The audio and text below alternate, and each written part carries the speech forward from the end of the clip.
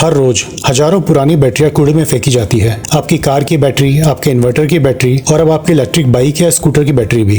ज्यादातर लोगों के लिए सिर्फ कूड़ा है, लेकिन एक भारतीय कंपनी के लिए कूड़ा ही असली सोना है। वो जमीन से धातु नहीं खोजती, वो कूड़े से धातु निकालती है। और इसी एक आइडिया से पिछले 6 सालों में इसके स्टॉक ने करीब 5000% का रिटर्न दिया है। यह स्टॉक सितंबर 2024 में लगभग 2700 के ऑल टाइम हाई तक पहुंचा और उसके बाद अगले ही कुछ महीनों में अपनी वैल्यू का बड़ा हिस्सा गंवा बैठा। तो आखिर हुआ क्या था? क्या बिजनेस टूट गया या स्टॉक सिर्फ ओवर वैल्यूड था? और सबसे बड़ा सवाल, क्या ग्रेविटा इंडिया में अभी भी पोटेंशियल बचा है? तो चलिए पूरी कहानी को समझते हैं। हेलो दोस्तों, मैं हूं सिद्धार्थ और इक्लिपल्स चैनल पर आपका स्वागत है। और हाँ, और अभी तक आपने हमारे चैनल को सब्सक्राइब नहीं किया है तो फटाफट से कर लीजिए। तो चलिए आगे बढ़ते हैं। ग्रेविटा इंडिया की स्थापना 1992 में जयपुर के राजस्थान में हुई थी।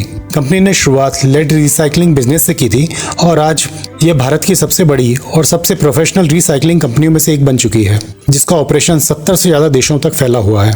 पारंपरिक मैन्युफैक्चरिंग कंपनियों से अलग ग्रेविटा वेस्ट टू वेल्थ मॉडल पर काम करती है, यानी नए संसाधनों को खोजने की बजाय यह इंडस्ट्रियल वेस्ट खरीदती है और उसे कीमती कच्चे माल में बदल देती है। आज कंपनी के मुख्य बिजनेस वर्टिकल हैं lead recycling, aluminium recycling, plastic recycling, copper recycling, lithium ion battery recycling और रबर रिसाइकलिंग। ये recycled products battery manufacturers, automobile कंपनियों, केबल निर्माताओं और दुनिया के इंडस्ट्रियल ग्राहकों को बेचती है। अब समझते हैं ग्रेविटा पैसे कैसे कमाती है। एक आसान उदाहरण से समझने की कोशिश करते हैं। मान लीजिए एक पुरानी इन्वर्टर बैटरी अपनी लाइफ पूरी कर लेती है। कूड़े में फेंकने के बजाय ग्रेविटा उसे खरीद लेता है। बैटरी को डिसमेंटल किया जाता है, उसमें से लेड निकाला जाता है, फिर उसे हाई प्योरिटी लेड या लेड अलॉय में रिफाइंड किया जाता है। यह मटेरियल वापस बैटरी बनाने वाली कंपनी को सप्लाई कर दिया जाता है। इसे एक क्लोज्ड लूप रिसाइकलिंग सिस्टम बनता है, यानी वेस्ट से फिर से वैल्यू में बदलना। यही प्रोसेस एल्यूमिनियम, प्लास्टिक, कॉपर और अब लिथियम आयन बैटरियों के लिए भी अपनाया जाता है। यह बिजनेस इसलिए और भी अहम होता है क्योंकि दुनिया भर की सरकारें माइनिंग की बजाय रिसाइकलिंग को बढ़ावा दे रही हैं। बहुत से निवेशक अब भी सोचते हैं कि ग्रेविटा सिर्फ एक लेड रिसाइकलिंग कंपनी है, लेकिन अब यह सच नहीं रहा। मैनेजमेंट बिजनेस को लगातार ट्रांसफॉर्म कर रहा है और 2026 में कंपनी ने 3 बड़े स्ट्रेटेजिक कदम उठाए हैं। पहला, कॉपर बिजनेस में एंट्री। ग्रेविटा ने राष्ट्रीय मेटल इंडस्ट्रियल लिमिटेड में लगभग 99% की हिस्सेदारी 560 करोड़ में खरीद ली है। यह एक्विजिशन कंपनी को इलेक्ट्रिकल और डिफेंस कंपोनेंट जैसे हाई बैरियर सेगमेंट में सीधी एंट्री देता है। गुजरात के मांडवी में एक backward integrated copper recycling facility भी सेटअप हो रही है। दूसरा, रबर रिसाइकलिंग। मुंद्रा में 30,000 मैट्रिक टन क्षमता की रबर रिसाइकलिंग फैसिलिटी लगाई गई है, जिसका फाइनेंशियल ईयर 2027 तक कमीशन होने की उम्मीद है। साथ ही रोमानिया में मौजूद रबर ऑपरेशन भी रेवेन्यू जनरेट कर रहे हैं। तीसरा, लिथियम आयन बैटरी रिसाइकलिंग। जनवरी 2026 में गुजरात के मुंद्रा में कंपनी ने 6000 मैट्रिक टन पर एनम की क्षमता का lithium ion battery recycling plant commission किया, सिर्फ 14 करोड़ के निवेश से, वो भी पूरी तरह इंटरनल एक्रूवल से फंडेड। मैनेजमेंट का लॉन्ग टर्म लक्ष्य लेड पर निर्भरता कम करना और पूरी तरह एक डाइवर्सिफाइड रिसाइकलिंग प्लेटफॉर्म तैयार करना है। भारत का ईवी मार्केट अभी शुरुआती दौर में है। अगले 1 दशक में लाखों इलेक्ट्रिक व्हीकल बैटरियां अपनी लाइफ पूरी करेंगी। हर बैटरी में कीमती मटेरियल होते हैं, जैसे लिथियम, निकल, कोबाल्ट, कॉपर।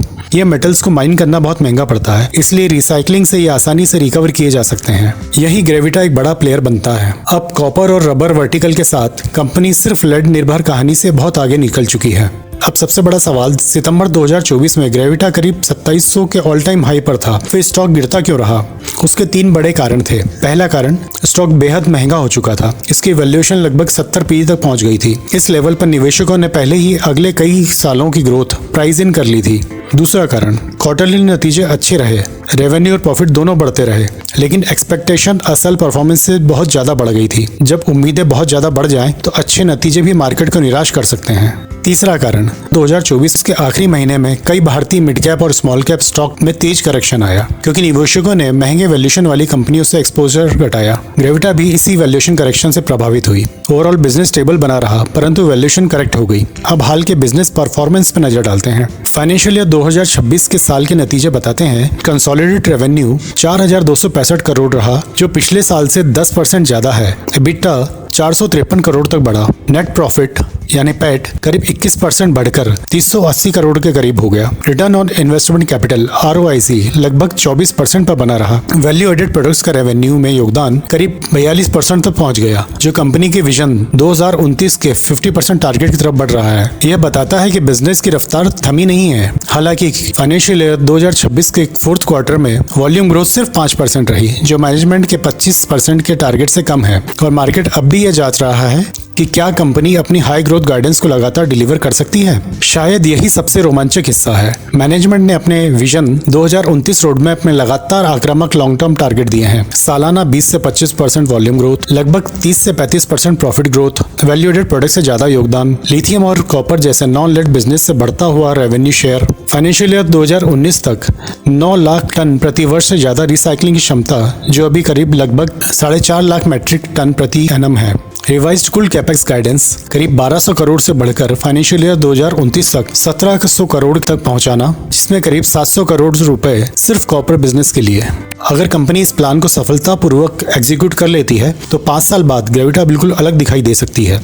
तो अब सवाल ये उठता है कि क्या आज की वैल्यूएशन आकर्षक है? आज की तारीख जुलाई 2011 में ग्रेविटा का स्टॉक लगभग 1800 से 1850 के आसपास ट्रेड कर रहा है, यानी ऑल टाइम हाई से लगभग 35% नीचे। इसका मौजूदा पी लगभग 35 गुना है, लेकिन इसका मतलब यह नहीं कि स्टॉक अब सस्ता हो गया है। फ्यूचर रिटर्न्स काफी हद तक इस बात पर निर्भर करेंगी कि ग्रेविटा आने वाले समय में वाकई में क्या डिलीवर कर पाती है। मार्केट अब स्टोरी के लिए पैसे नहीं देगा, उसे कंसिस्टेंट एग्जीक्यूशन चाहिए।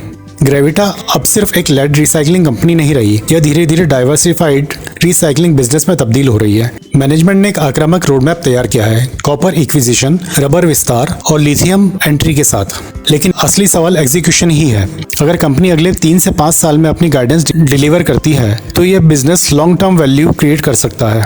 अगर एग्जीक्यूशन धीमा पड़ा तो मार्केट एक मजबूत बिजनेस को भी कम वैल्यूएशन देना जारी रख सकता है। हमेशा याद रखिए, एक शानदार बिजनेस हमेशा एक शानदार निवेश नहीं होता अगर आप उसके लिए बहुत ज्यादा कीमत चुका रहे हो। तो हम यहाँ पर ग्रेविटा इंडिया के लिए किसी भी तरह का बाय, सेल या होल्ड रिकमेंड नहीं कर रहे हैं। तो आप किसी भी तरह का डिसीजन लेने से पहले अपने फाइनेंशियल एडवाइजर की सलाह जरूर लें। तो दोस्तों, अगर आपको यह डीप डाइव एनालिसिस पसंद आया हो तो वीडियो को लाइक करना ना भूलें, चैनल को सब्सक्राइब करें और कमेंट में बताएं कि इस विषय पर आपकी क्या राय है। तो मिलते हैं अगले वीडियो में। धन्यवाद।